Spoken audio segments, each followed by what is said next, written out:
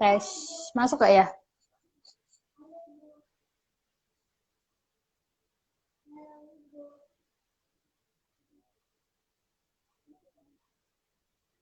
Sebentar, kita lagi nunggu Bu Tria bergabung ya. Assalamualaikum warahmatullahi wabarakatuh. Bismillahirrahmanirrahim. Ini pertama kalinya live IG-nya aku. Kita mulai ya.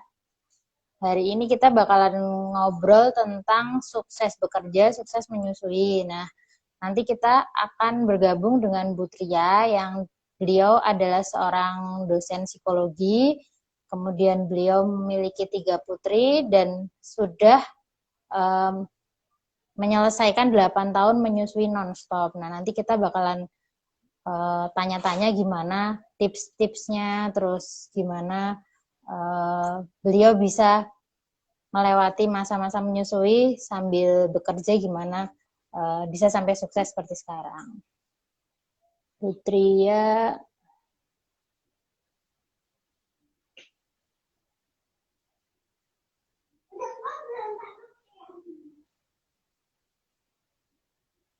Halo Putri ya.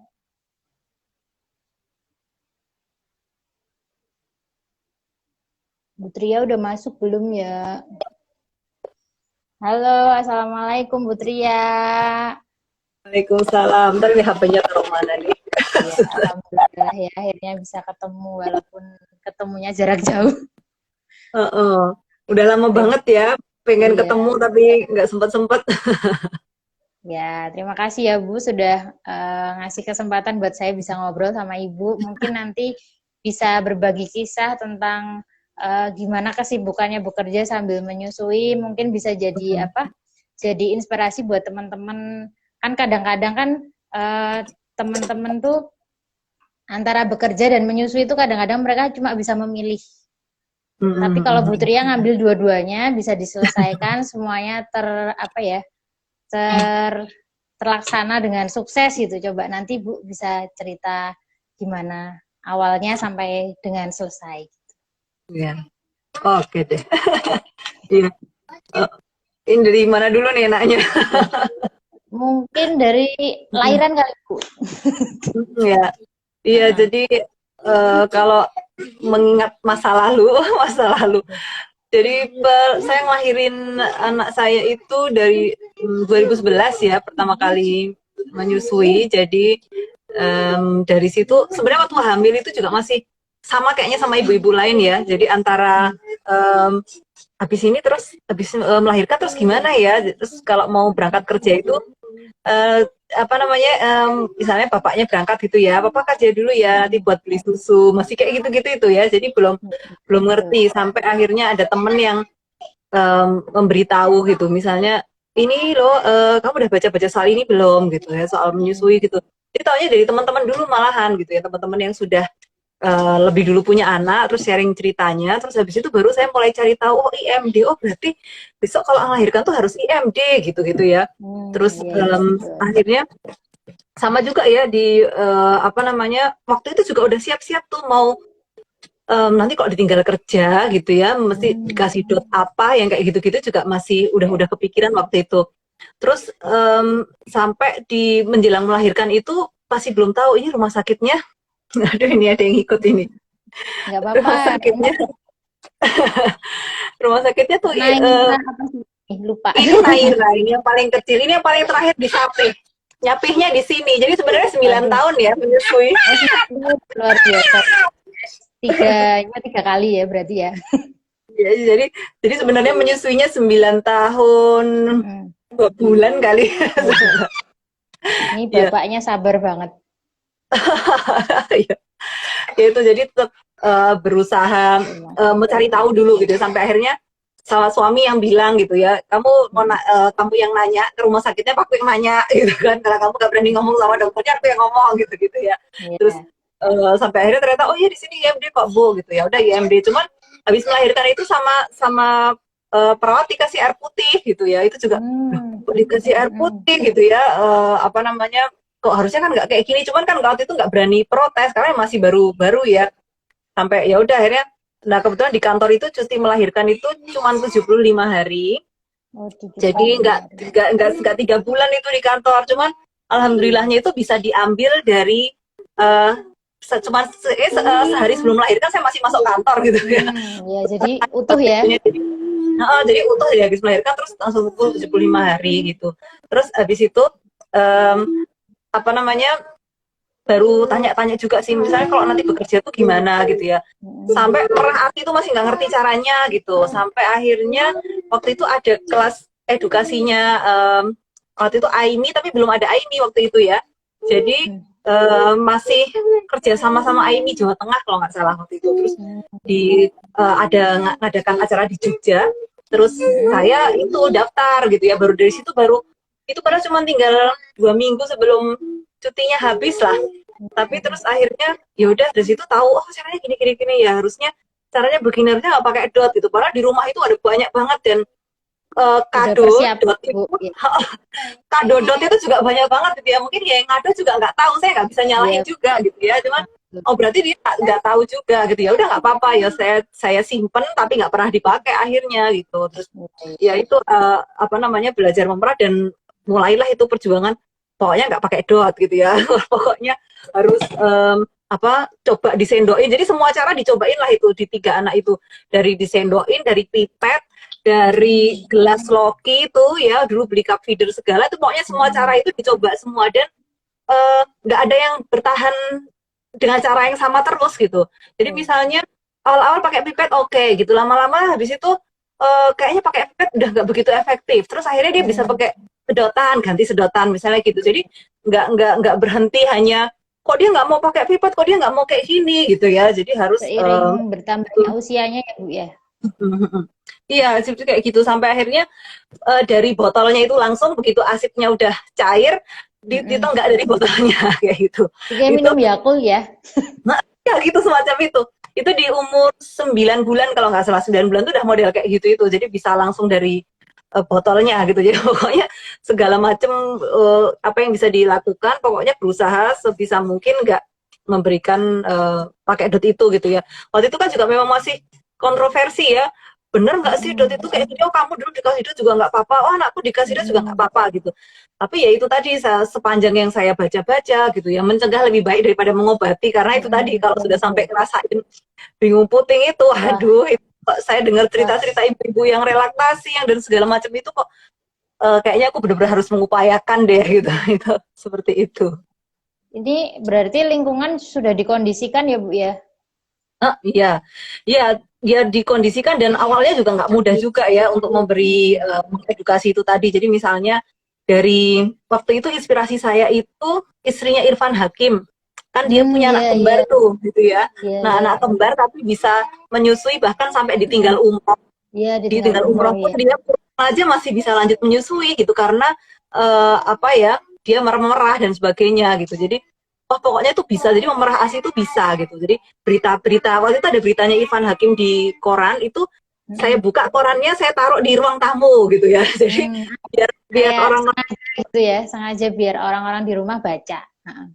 Gitu biar orang di rumah baca, jadi dibuka terus diajak ngomong. Dan waktu itu saya ke IMD itu kan akhirnya juga jadi keluarga ngelihat oh ternyata tuh IMD tuh bener toh, bayinya tuh bisa toh merangkak sendiri untuk menyusu, jadi karena perlu bukti gitu ya untuk melihat bahwa oh ternyata memang bisa kayak gitu, yaitu seperti itu. Terus kemudian juga yaitu latihan nyendoi dulu ya, pakai acara-acara drama nangis-nangis ya, saya pokoknya misalnya nih karena ngajar ya, itu yang ngalami misalnya ngajar dari pagi mungkin 3 SKS, selalu ada break tuh sejam 2 jam, saya pulang gitu ya, pulang nyusuin dulu gitu, terus balik lagi ke kantor misalnya seperti itu. Jadi selalu mengusahakan.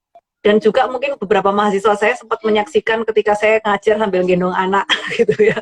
Jadi dan sambil gendong dan sambil gendong anak itu apa namanya, kan saya pakai baby carrier itu ya, yang udah yang ergonomis itu ya, jadi apa sambil nyusui itu bisa, dan sepanjang saya ngomong itu ya dia bubuk aja gitu ya, dia diem bubuk sambil saya kerukupi kudung atau saya pakai apron gitu ya, itu bisa seperti itu. Jadi saya bilang apa namanya, mohon maaf ya kalau saya harus begini kondisinya gitu ya, mudah-mudahan dimaklumi, saya berusaha supaya tetap bisa mengajar dengan baik gitu ya, tanpa terganggu. Dan alhamdulillah ya beberapa mahasiswa bisa ya memaklumi lah sejauh ini ya, nggak tahu kalau di belakangnya komplain gitu ya, tapi ya alhamdulillah bisa jalan gitulah.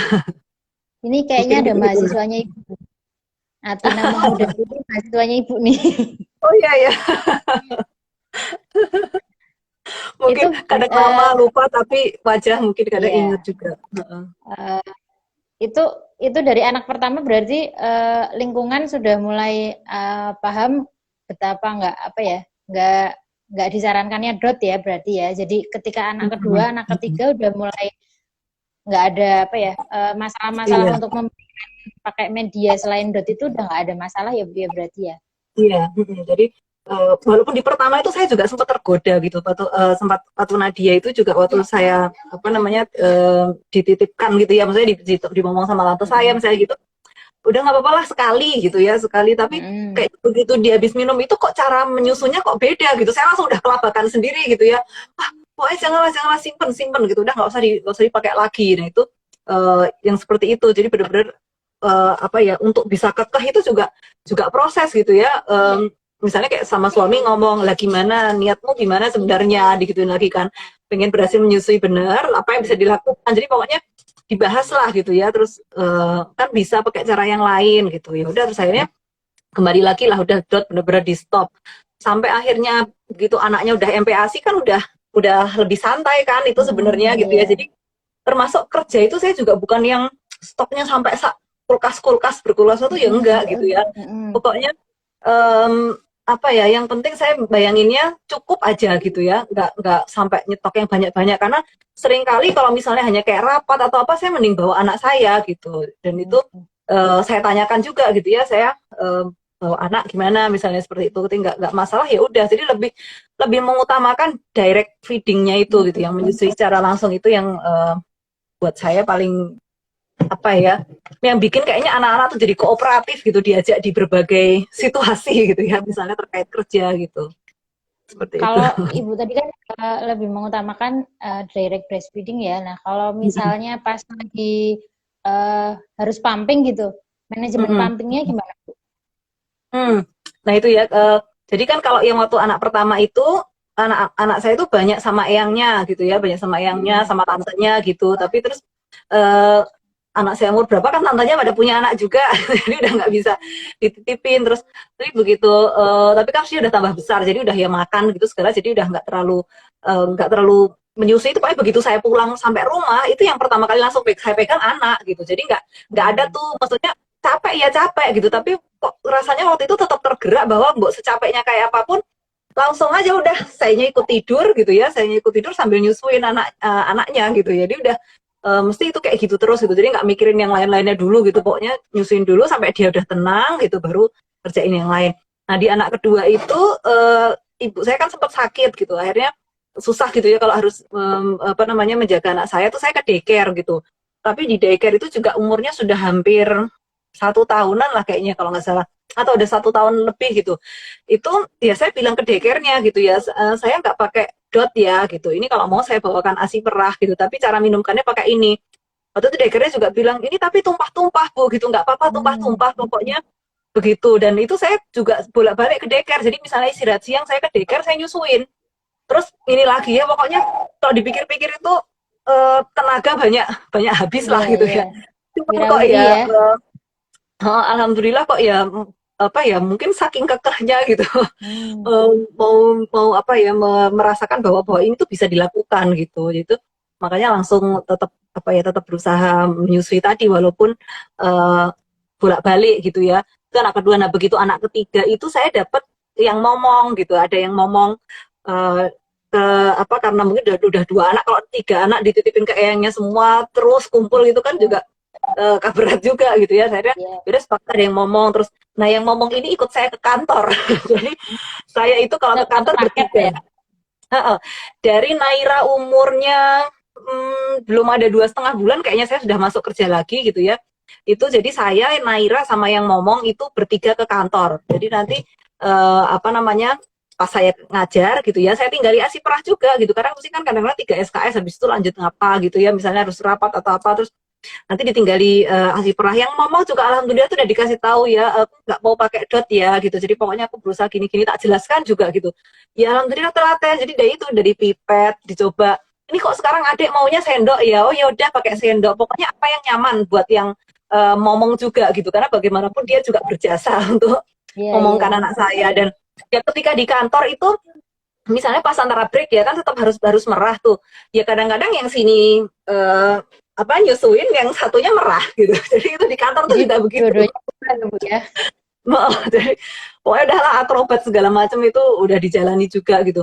Dan di kantor tuh kebetulan juga nggak ada ini ya, nggak ada ruang menyusui. Jadi cuman kebetulan itu satu kubikel saya itu tuh pas hamil bareng itu bisa berturut-turut gitu ya.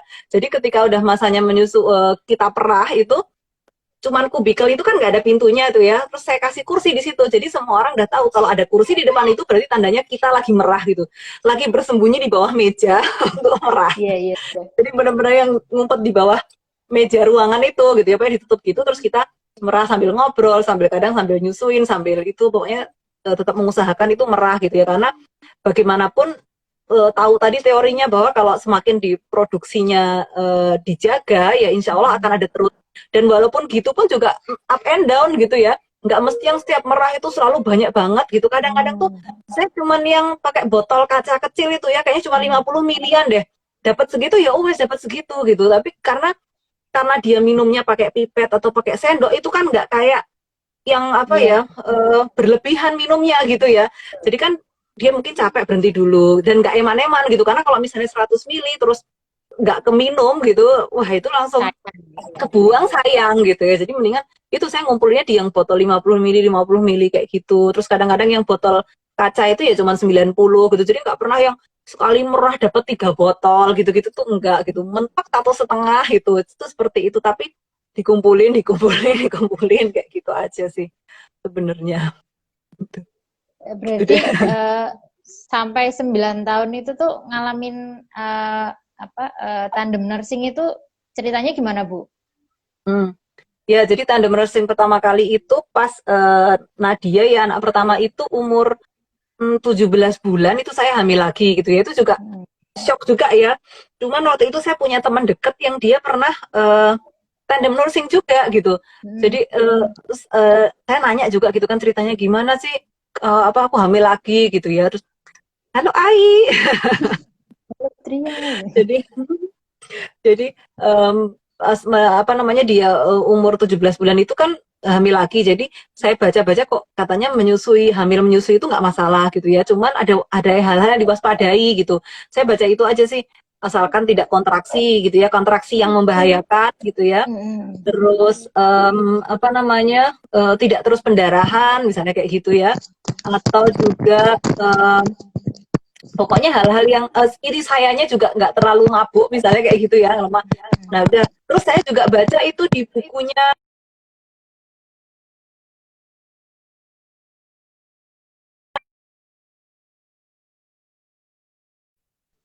tandem NWP ya.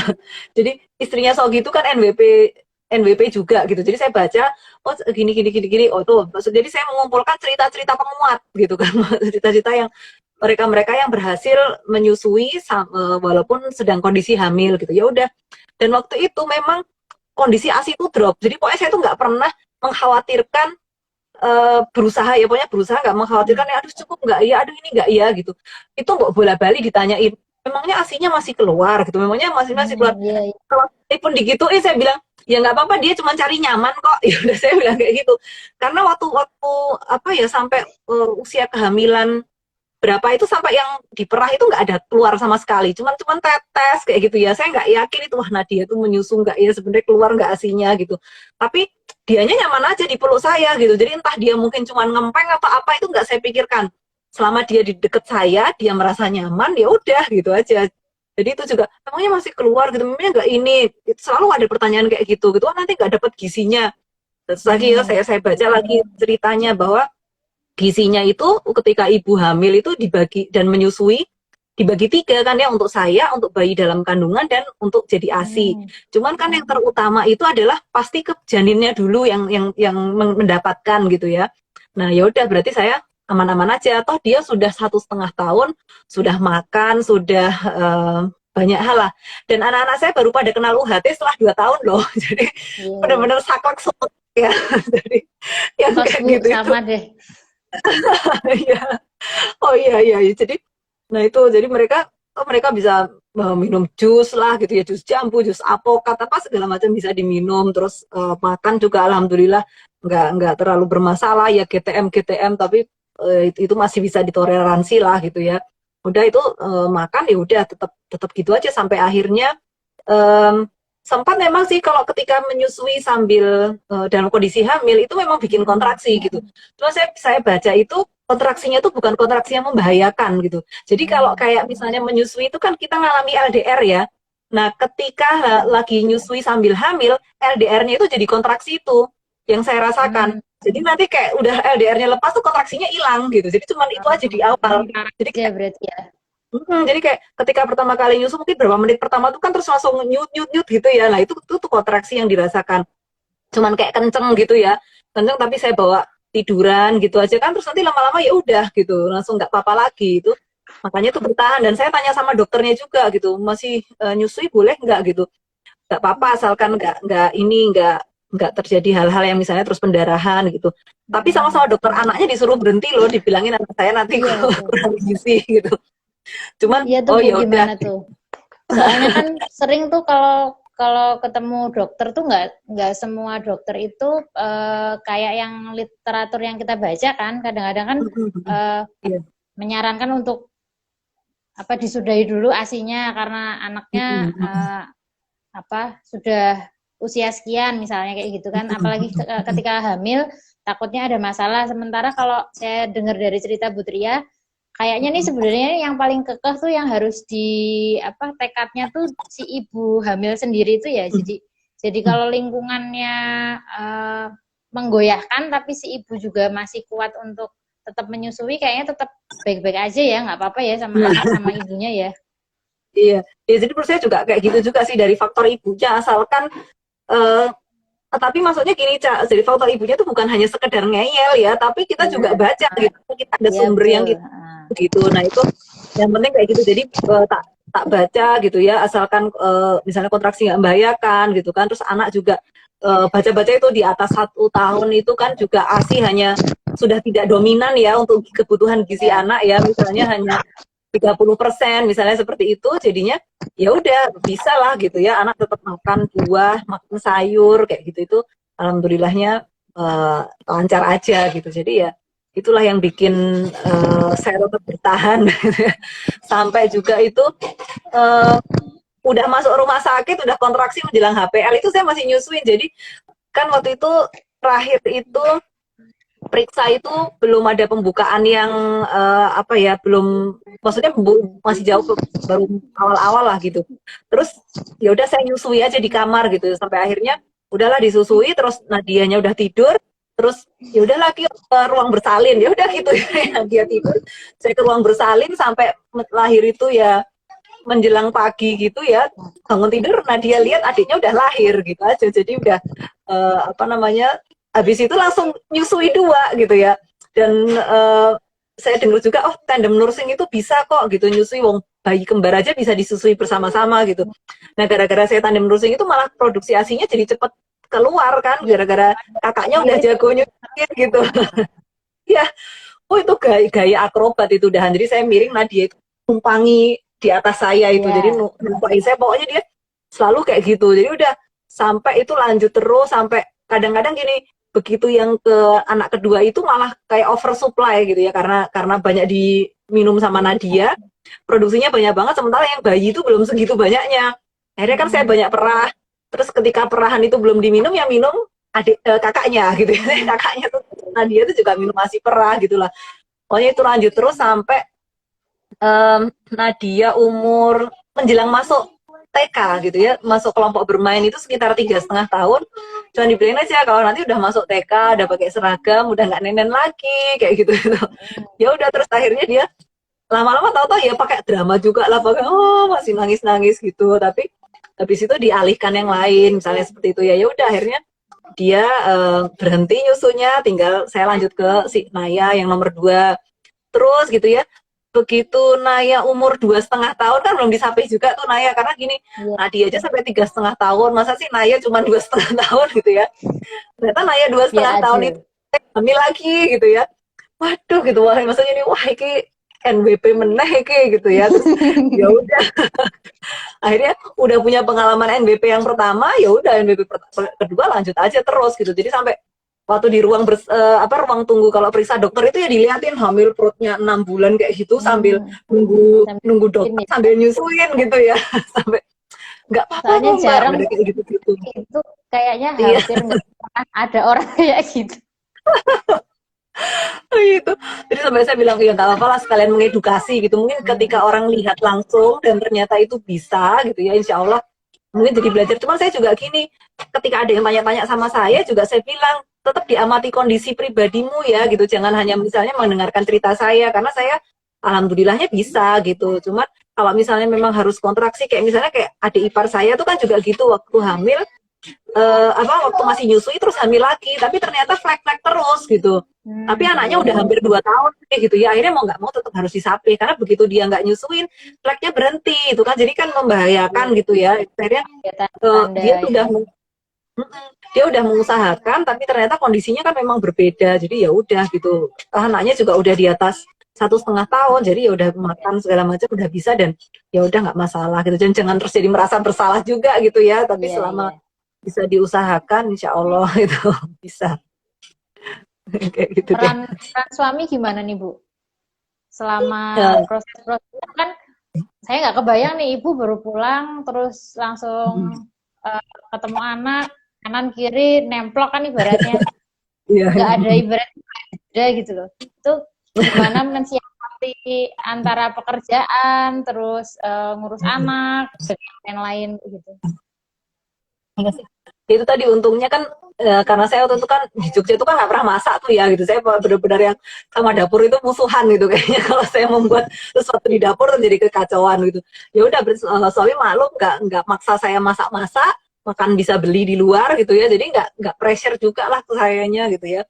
Udah mau makan itu gampang lah di Jogja itu, di daerah tempat saya tinggal itu tuh orang jual makan itu di mana-mana gitu ya, jadi masih bisa beli ya udah gitu. Tapi kemudian saya sampai rumah kan harus nyusui, kadang-kadang juga sama-sama pulangnya sore gitu kan, malah kadang suami saya lebih sore lagi gitu. Jadi dia paling kalau ini malah justru ketika menjelang melahirkan gitu ya, ketika hamil saya makin gede itu kan makin makin susah beraktivitas tuh ya. Jadi pokoknya saya lebih banyak di kasur, karena sekitar dari 7-8 bulan itu udah sering banget kontraksi palsu gitu loh. Jadi kan takut dia mau kemana-mana. Nah itu udah kakaknya yang si Nadia itu sukanya pergi sama bapaknya berdua gitu.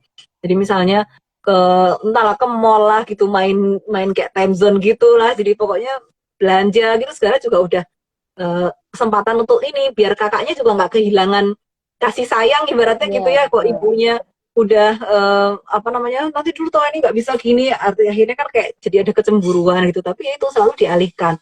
Sama juga ketika mau melahirkan yang ketiga itu juga kayak gitu, jadi udah anak 2 itu biasa pergi sama bapaknya bertiga doang kayak gitu, entah mereka kemana gitu ya, jalan-jalan apa-apalah gitu gitu ya, pokoknya mereka melakukan seperti itu. Sampai juga pas habis melahirkan gitu ya, saya di rumah sakit, terus mereka pergi bertiga beli anting-anting untuk adiknya kayak gitu-gitu. Terus entah jajan apalah seperti itu. Jadi disitulah gitu ya yang bisa dilakukan, karena saya biar fokus sama yang bayi. Jadi selalu ada yang membantu untuk biar nggak kehilangan gitu ya rasanya, kalau kok yang diurusin si bayinya terus sih gitu ya. Tapi jadi dia jadi maklum juga kalau tetap ada yang ngajak main, tetap ada yang bisa ngajak pergi-pergi misalnya seperti itu. Aku mau tanya nih, tadi kan cerita waktu anaknya dimasukin daycare kan Hmm. media pemberian ASIP-nya kan nggak pakai dot ya. Nah, Hmm, itu hmm, kalau saya kan sering apa ya, sering diceritain temen gitu, nggak hmm, banyak atau mungkin jarang ada daycare atau pengasuh yang mau ngasih media selain dot gitu. Itu hmm, hmm. negosiasinya gimana tuh? Ya, waktu itu juga saya bilang kan ya, saya bilang kalau saya tuh punya komitmen kalau menyusui itu minimal 2 tahun gitu ya, minimal itu 2 tahun, bukan di 2 tahun berhenti gitu ya, tapi minimal 2 tahun.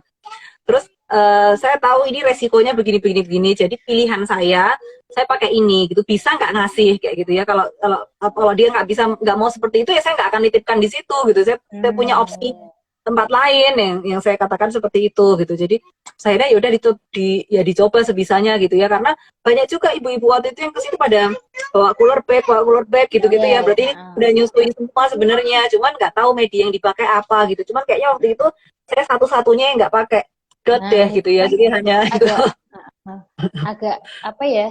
Mungkin kalau orang lain yang belum pernah melakukan kan kayak agak asing ya sama pemberian selain itu. Nah, ini kalau dirunut tahunnya itu kayaknya zaman ibu pasti lebih ini lagi ya, lebih apa namanya? Lebih aneh ya kalau dipikir ya. Iya betul. Menemukan apa solusi itu loh, karena kita ngasih ke pengasuh di rumah aja belum tentu loh mau. Kadang-kadang ada yang udah menyerah, udahlah kalau enggak aku keluar aja deh. Kadang-kadang ada yang sampai kayak gitu kan. Kadang ada yang sampai ngasih tambahan kalau sampai bisa, tapi akhirnya ya banyak yang menyerah, akhirnya larinya ke got. Iya memang itu juga apa ya, tricky juga gitu ya. Memang ya pokoknya semua sebenarnya bismillah juga gitu ya, maksudnya artinya banyak bermohon juga, mudah-mudahan sama Allah, mudah-mudahan dimudahkan untuk semua prosesnya. Dan waktu itu juga akhirnya ke anak saya yang di daycare itu pakai yang ada pegangannya gini loh, tapi kan sebenarnya itu bolongnya gede banget ya. Ya mudah saya itu, tapi apa saya itu mereknya, nggak nyebut merek lah gitu ya. Pokoknya kayak gitu. Terus jadi cuma ditetes-tetesin gitu ya. Kadang-kadang ketika digitu tumpah semua itu ya, tapi nggak apa-apa. Terus saya kan kadang tengah-tengah waktu saya ke sana untuk nyusuin langsung gitu ya. Itu yang seperti itu. Jadi pokoknya kalau diinget purawirinya udah nggak karu-karuan deh untuk masalah itu. Dan saya terus terang juga ini, ketika masih yang menguatkan saya itu adalah 2 tahun pertama itu masa-masa krusial gitu buat anak. Terus mereka cuma itu doang waktunya. Begitu mereka udah TK, udah main, itu udah nggak akan begitu ya tempelnya sama saya gitu kan. Jadi ya selama saya kerja itu juga saya belum pernah sama sekali ninggalkan anak tanpa saya. Jadi saya nggak, ya itu mungkin di satu sisi jadi apa ya, ibaratnya kayak karir nggak berkembang gitu ya. Misalnya ada kayak pelatihan yang harus keluar kota, itu saya nggak pernah ambil gitu ya. Jadi saya ya udah kalau mau misalnya pergi semua gitu ya. Saya harus bawa anak saya gitu, nggak bisa kalau dia hanya ditinggal dengan ASI perah. Itu pilihan waktu itu buat saya begitu gitu. Jadi saya milih ada pelatihan, ya udah saya nggak ikut gitu. Saya ada pelatihan lagi, loh sebenarnya ada seminar, ada apa, kan sering banget gitu ya. Kadang juga iri gitu ya sama teman-teman, aduh kok pada pergi ke sana kemari, aku kok cuma di Jogja aja gitu, kerjaannya aku kayak cuma nyusuin aja gitu ya. Tapi ya itu tadi, mikir lagi apa namanya, insya Allah deh gitu, ini tuh nggak selamanya waktunya gitu ya. Banyak orang yang kesulitan, banyak orang juga yang perjuangan menyusuinya itu berbeda-beda gitu ya. Jadi mudah-mudahan dengan jalan ini ada lagi lah nanti, ada hadiah di belakang gitu ya. Ternyata alhamdulillah tuh hadiahnya ini sekarang gitu ya. Dan semuanya ikut pergi bareng gitu ya. Saya pokoknya seperti itu, tidak ada option untuk meninggalkan anak gitu ya. Jadi pilihan yang saya ambil adalah ya anak-anak itu kepegang gitu, mesti seperti itu gitu. Dan itu juga saya ada apa ya, pernah ngobrol sama orang yang dia bilang bahwa mungkin kalau kamu bekerja itu tanggung jawabmu itu ke kantor gitu ya, ke orang manusia, tapi kalau anak itu tanggung jawabmu sama Allah gitu ya. Jadi kalau misalnya kamu tidak bisa optimal mungkin saat itu pilihannya gitu ya, kamu nggak bisa mungkin iri dengan temannya yang begini begitu gitu ya.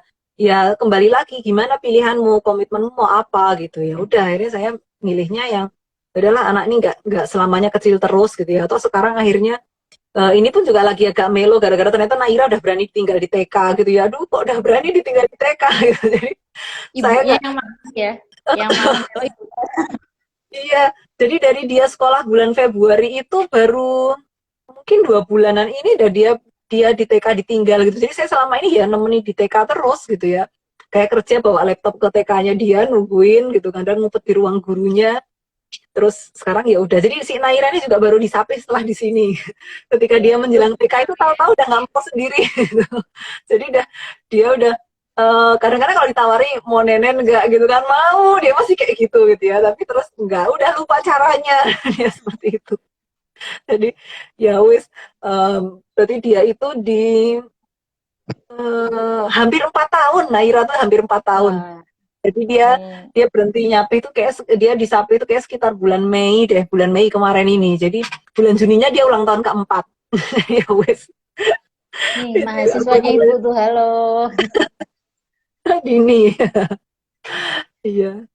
Ya, mungkin anu Bu bisa kasih apa namanya, kasih pencerahan nih buat teman-teman yang ya itu kadang-kadang masih terpaku pada hasil pumping. Kadang-kadang mereka ngerasa kejar tayang. Jadi kalau aduh nih sekarang aku cuma dapat sekian mili, terus akhirnya ngelokro kayak gitu istilahnya. Terus akhirnya lama-lama karena merasa hasilnya segitu, hari berikutnya malah tambah turun, hari berikutnya turun lagi, akhirnya menyerah kayak gitu. Padahal ibu tadi kan bilangnya nggak berpaku pada hasil apa perahan gitu ya.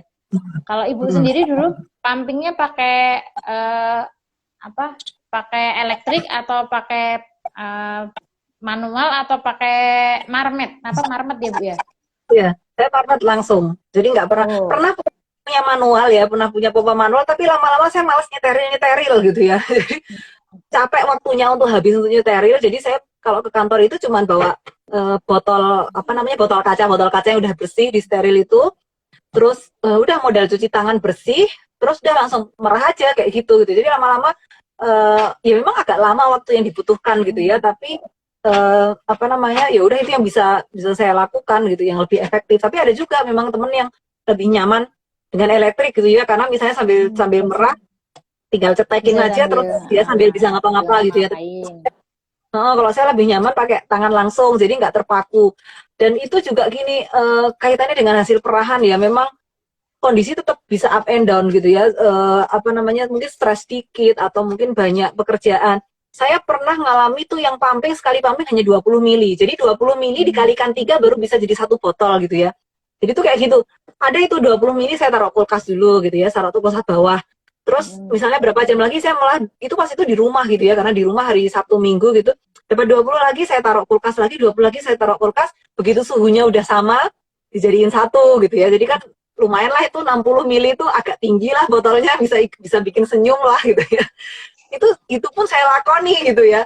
Jadi jangan bayangkan selalu yang melimpah ruah itu enggak kayak gitu ya, karena seringnya kan saya merah itu sambil nyusuin juga gitu ya. Jadi apa namanya, nunggu LDR-nya gitu ya, begitu dapat LDR-nya kan langsung merah terus kayak gitu. Itu mengalami yang gitu-gitu, jadi nggak yang patokan banyak, karena saya bisa mengukur ya. Cuman ini juga beda-beda ya pengalamannya, karena ada mungkin ibu-ibu yang kerjanya itu yang full 8 jam harus di kantor. Kalau saya kan misalnya di tengah ngajar itu masih bisa break gitu ya, sambil nunggu misalnya apa namanya, nggak mesti pas makan siang, itu bisa misalnya ngajar sampai jam setengah 10, nanti mulai lagi jam 11 misalnya gitu, itu bisa sempat perah dulu kayak gitu. Rakit cuma sedikit, nanti dimasukin di cooler bag, suhunya sama kan sampai rumah bisa dicampur gitu ya. Itu gitu-gitu aja sih yang di apa namanya, saya lakukan juga.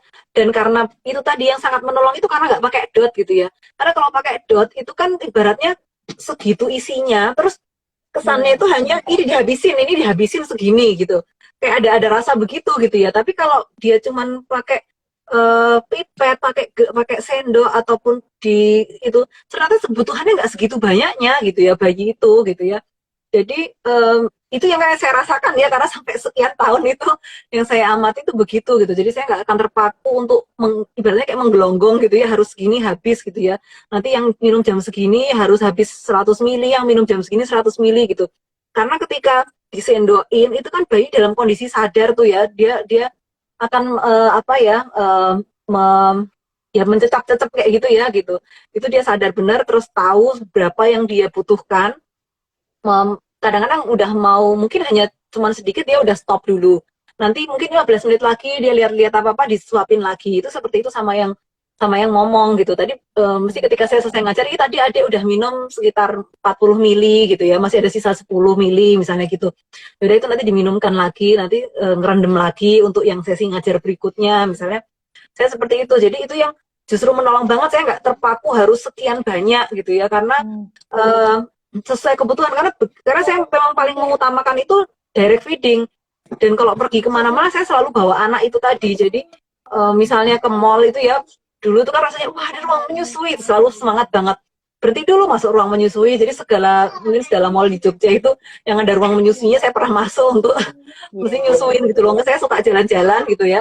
Atau kadang pakai apron dan sambil gendong, sambil tutupin apron itu ya nyusui, jalan aja kemana-mana gitu. Jadi udah nggak pernah jadi nggak pusing mikirin cukup apa enggak gitu ya, karena direct feeding yang paling diutamakan gitu.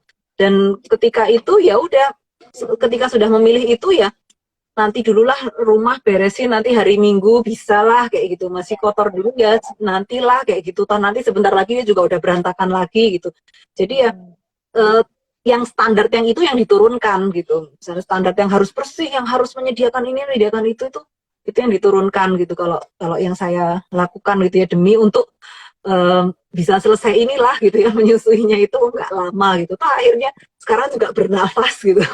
udah udah Rasanya gimana udah lega sekarang, gitu, Bu? udah ya udah nggak perlu menyusui lagi lah gitu.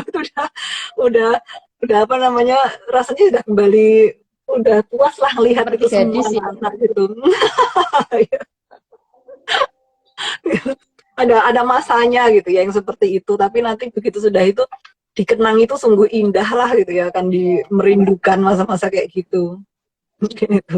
Jadi jangan khawatir dengan uh, perahan ya gitu, asalkan kita sebenarnya banyak direct feeding. Itu sebenarnya anak ketika kita pulang, dan juga misalnya saya nggak mikir aku belum makan belum ini gitu ya, nanti ada asinya apa enggak gitu gitu, enggak, udah susuin aja gitu ya, sambil ngemil, sambil bisa minum, sambil apa itu yang dilakukan gitu. Jadi karena bagaimanapun ASI itu mengambil yang terbaik yang dimiliki ibunya gitu ya. Bahkan pada ibu yang kurang gizi sekalipun itu ASInya tetap berkualitas gitu ya. Tapi kan bukan berarti kita menyiksa dengan menjadi kurang gizi gitu. Tapi kita harus memperbaiki gimana asupannya kayak gitu.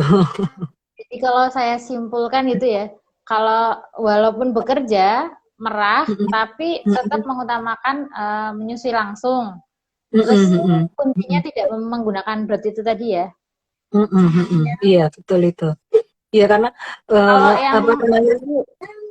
Kalau yang sering ya pakai dot, tapi ya masih sambil menyusui langsung itu gimana, Bu? Kan kadang ada banyak ibu yang melakukan itu karena mereka nggak berpikir produksinya itu akan terpengaruh apa enggak, kan mereka nggak ngerti gitu.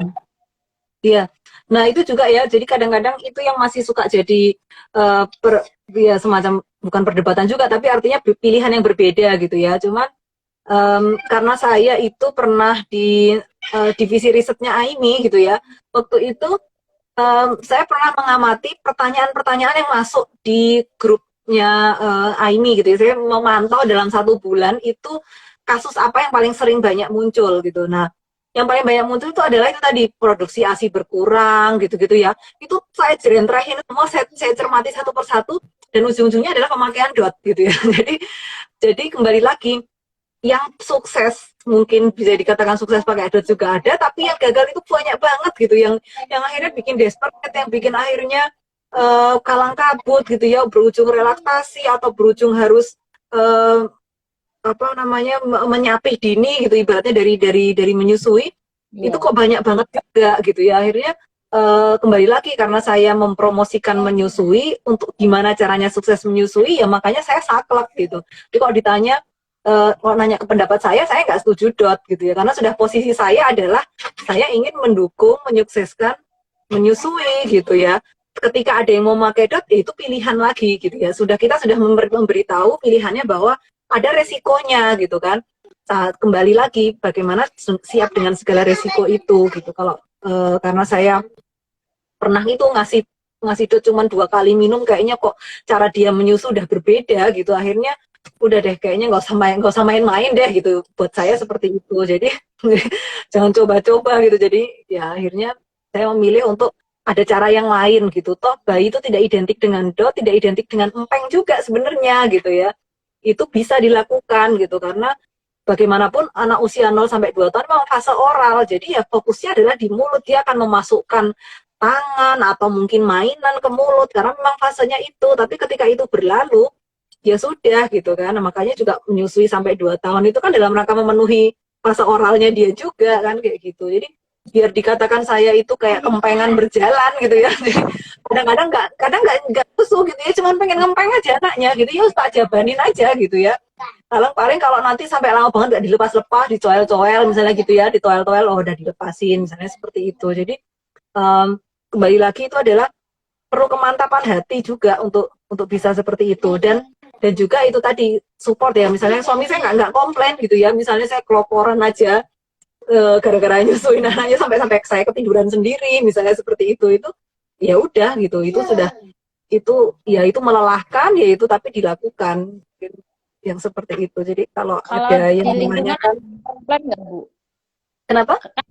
Kalau saya nih ya, yang dengerin aja tuh ngebayanginnya kayaknya ribet banget gitu ya. Maksudnya ibu kan dosen, terus nggak berusaha menyusui langsung, terus nggak pakai dot, terus habis itu tidak banyak ibu-ibu yang bekerja itu bertekad untuk tidak menambahkan pengganti ASI yang lain gitu kan. Kalau ibu kan benar-benar bisa menjalani itu benar-benar sampai 9 tahun lamanya. Kayak lagu kan ya. Itu kan ada kanan kiri tuh ada komplain enggak gitu loh kan. Saya sendiri pun pasti kalau ibu bakalan ngerasa kanan kiri tuh ada yang protes gitu loh. Ini anakmu nggak dikasih ini cukup ini misalnya kayak gitu. Itu ada nggak yang kayak gitu Bu? Dulu awal-awalnya juga sempat ada gitu ya, jadi kayak misalnya habis melahirkan aja ditanyain wes ditambah durung gitu ya, udah ditanya kayak gitu, wes tok ajari nganu wes disambung durung gitu ya, kok netok tinggal kerja piye gitu, udah itu baru anaknya umur seminggu gitu udah ditanya kayak gitu ya, ibaratnya gitu, waktu itu masih panas membara itu kalau denger kayak gitu itu jadi udah baper duluan gitu ya, tapi lama-lama nggak apa-apa, udah santai gitu ya, dan lama-lama akhirnya ya itu begitu melihat saya tuh mesti menyusui, jadi udah kayaknya orang udah nggak akan komplain lagi gitu ya, nggak akan memangnya gini, tapi kemudian orang malah jadi nanya gitu ya, misalnya kadang ada tuh mahasiswa di kelas itu saya juga ngomongin menyusui gitu ya, jadi pernah saya beritahu juga gitu ya ke mahasiswa itu ya, menyusui nanti tuh perannya tuh laki-laki sama perempuan kayak gitu ya, waktu ngajar psikologi perkembangan itu pas teorinya Erikson itu, jadi awalnya tahap perkembangannya Freud saya bahas juga gitu ya tentang menyusui gitu. Nah itu itu yang saya sampaikan. Jadi sampai akhirnya pada ngeliat bahwa kalau namanya Putria ini mesti hubungannya ini karo menyusui gitu. Jadi udah tidak dilakukan gitu. Sampai bilang duta ASI kadang-kadang entah bercanda entah apa gitu ya. Jadi sampai ya udah orang-orang udah akhirnya udah pada tahu bahwa kalau ini, padahal saya bukan konselor menyusui juga gitu ya. Cuman saya punya pengalaman langsung, saya punya teman-teman dan konselor, saya banyak belajar dari mereka, kemudian juga background saya psikologi, jadi saya coba melihat bahwa menyusui ini tuh sangat psikologis gitu ya, ada hubungannya dengan kondisi psikologis, bukan hanya kondisi fisik aja gitu, karena kalau fisik itu sebenarnya setiap ibu yang melahirkan pasti memproduksi ASI gitu ya, kecuali memang ada kondisi abnormal. Tapi bagaimana dia bisa sustain, bisa lama, itu lebih banyak faktor psikologisnya gitu. Dan faktor psikologisnya tidak hanya dari dia sendiri, tapi adanya dukungan gitu ya dari lingkungan sekitarnya gitu. Nah kebetulan yang penelitian yang saya mau lakukan di sini itu tentang itu juga gitu ya. Dalam rangka studi saya itu gimana sih ibu-ibu yang bekerja itu bisa bertahan menyusui gitu ya. Karena kan seringkali kalau dari hasil-hasil penelitian itu bekerja itu adalah salah satu penyebab besar gitu ya. Jadi paling kadang-kadang yang dikejar yang penting sudah lulus ASI eksklusif lah gitu ya. Nah kadang-kadang yang dikejar cuma itu, tapi begitu sampai di atas 6 bulan itu ya menyusui tapi campur disambung misalnya kayak gitu ya. Tapi sebenarnya bisa juga gitu kalau mau diusahakan kembali lagi, dan juga sebenarnya yang perlu penting juga ya menurut saya, kampanye menyusui itu bukan untuk menyudutkan ibu-ibu yang tidak bisa menyusui gitu ya. Kadang-kadang begitu sedih juga kalau dianggap begitu, tapi sebenarnya ini sesuatu yang penting gitu ya, karena standpoint kita adalah menyusui itu sesuatu yang penting, menyusui itu human nature, menyusui itu sunatullah juga gitu ya. Jadi gimana caranya supaya bisa gitu ya. Jadi kita memberikan informasi, mengajak, memberi contoh hal-hal positif tentang menyusui. Kembali lagi bagaimana pilihan orang ketika menerima itu gitu ya. Kalau dia merasa defensif, merasa oh ini bukan aku, ya sudah monggo itu pilihannya gitu. Tapi kita mencari orang-orang yang mau, yuk kita sama-sama belajar, yuk kita sama-sama mendukung, ada informasi apa yang bisa kita sharingkan, mungkin seperti itulah gitu. Sampai orang-orang ya udah hafal gitu sama saya. Yang penting itu ketika kita mau melahirkan, kita harus mempersiapkan edukasi yang tentang menyusui itu harus matang, benar-benar matang dulu ya Bu ya. Jadi kita nggak kosong gitu. Ketika ada orang kanan kiri ngomong sesuatu yang mitos-mitos tuh udah bisa terpikirkan karena kita udah teredukasi lebih dulu. Iya, termasuk juga anakmu karena nempel terus mambu tangan. Mambu tangan itu paling sering banget lah diomongin itu zaman dulu. Apa tangan-tanganku dewe gitu. Saya bilang kayak gitu. Dalam hati saya gitu, betul tanganmu.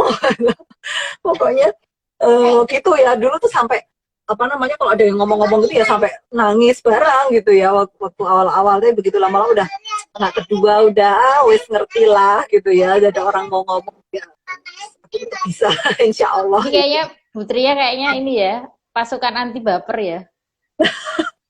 Lama-lama udah nggak baper-baper lagi lah. Awalnya ya pakai baper-baper. Asal dikomentarin atau apa gitu ya. Termasuk juga pernah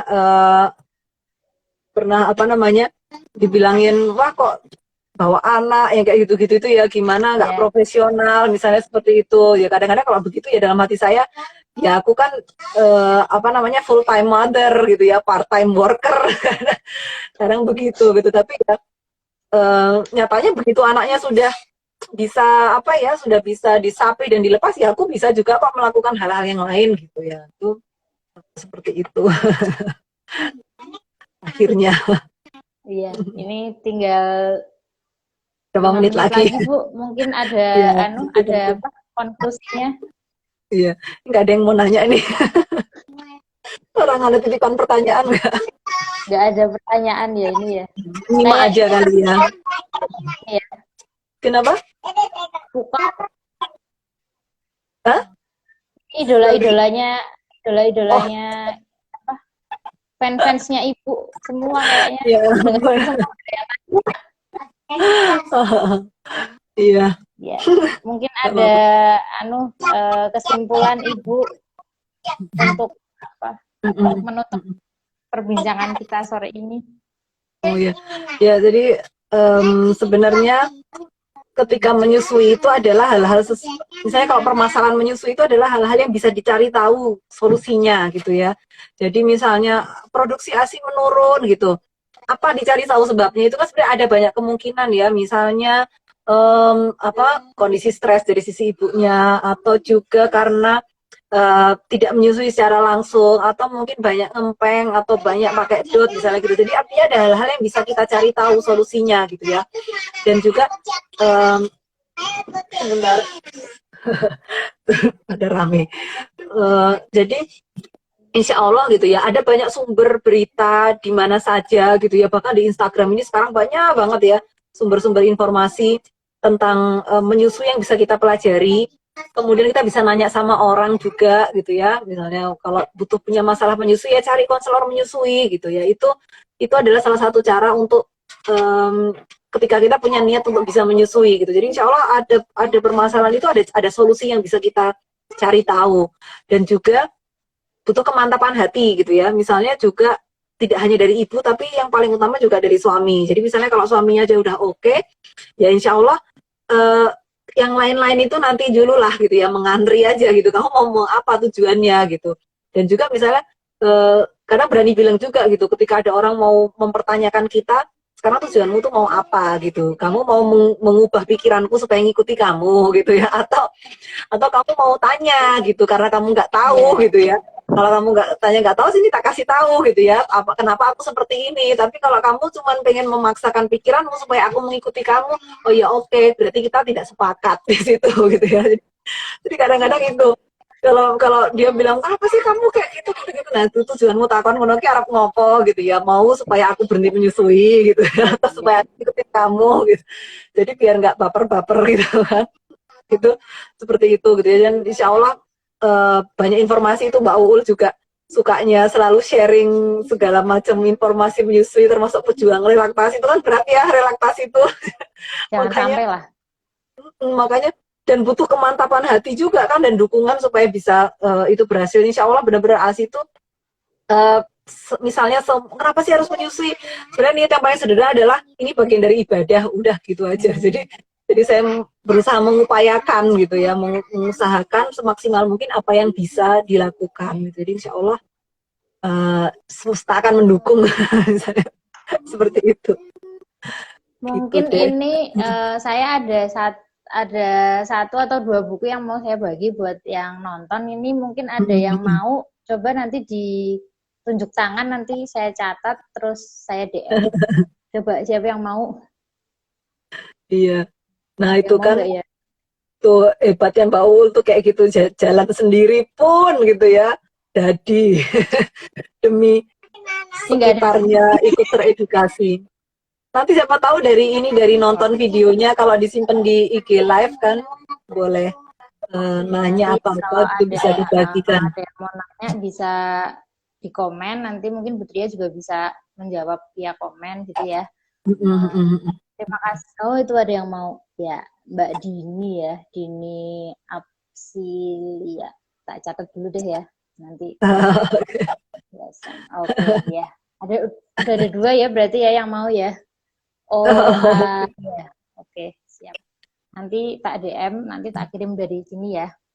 Terima kasih Putria sudah mau Iya. membagi waktunya, membagi ceritanya. Mudah-mudahan menginspirasi teman-teman yang mendengarkan, yang nonton. Semoga juga banyak ibu bekerja lain yang juga meniru Putria ya, bahwa dot itu bukan solusi, ya kan? Ya mudah-mudahan